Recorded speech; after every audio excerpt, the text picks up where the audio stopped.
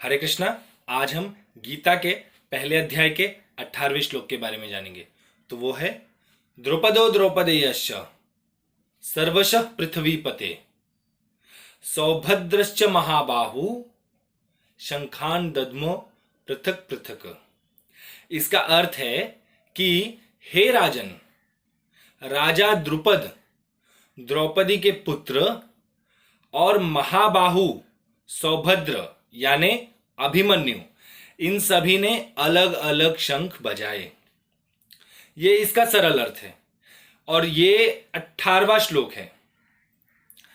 अब यहां पर अगर आप ध्यान देंगे तो 12वें श्लोक में जो संजय हैं उन्होंने धृतराष्ट्र को क्या कहा था?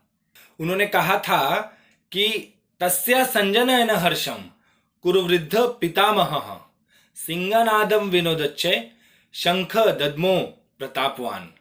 ये 12वें श्लोक में संजय कह रहे हैं धृतराष्ट्र को कि दुर्योधन को हर्षित करते हुए जो वृद्ध पितामह है कौरवों में, उन्होंने शंख बजाया। अब इस शंख वादन को कौरवों ने युद्ध की घोषणा समझ ली थी और इस पर संजय 13वें श्लोक में क्या कहते हैं?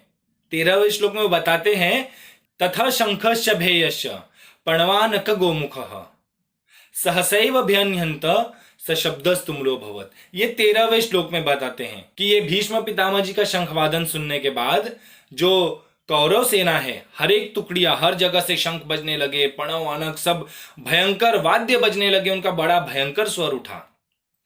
तो 12वें श्लोक में भीष्म पितामह जी शंख बजाते और 13वें श्लोक में सारी टुकड़ियां, सारी पूरे कौरव सेना का बता दिए कि सबने शंख बजाया और वाद्य बजाए।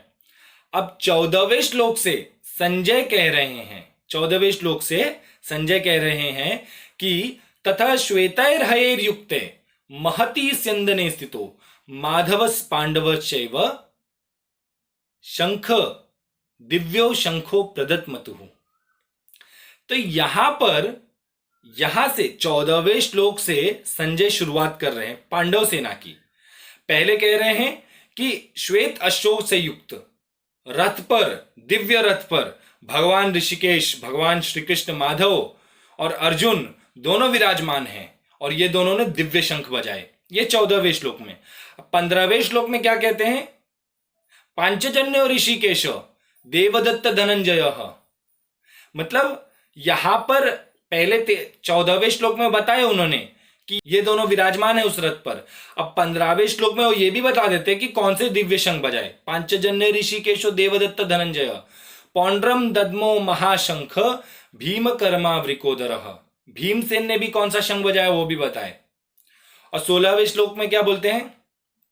अनंतम विजयं राजा कुंती पुत्रो युधिष्ठिरः नकुलः सहदेवश्च सुघोष मणिपुष्पकौ।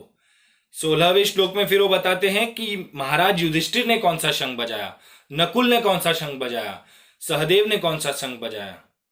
उसके बाद फिर 17वें श्लोक में वो आ जाते हैं काश्यश्च परमेश्वासः शिखंडी च महारथ दृष्टिदुम्न विराटश्च सात्विकीश्च पराजितः।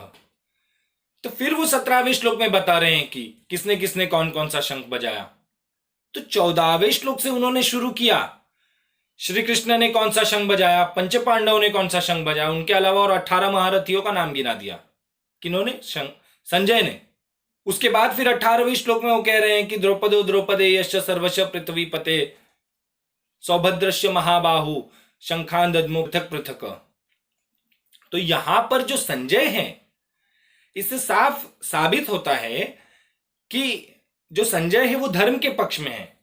वो जानते हैं कि जो कौरव है ये अधर्म के पक्ष में है, ये लोग अधर्मी हैं, इसीलिए उन्होंने केवल भीष्म पितामह जी का ही वर्णन किया।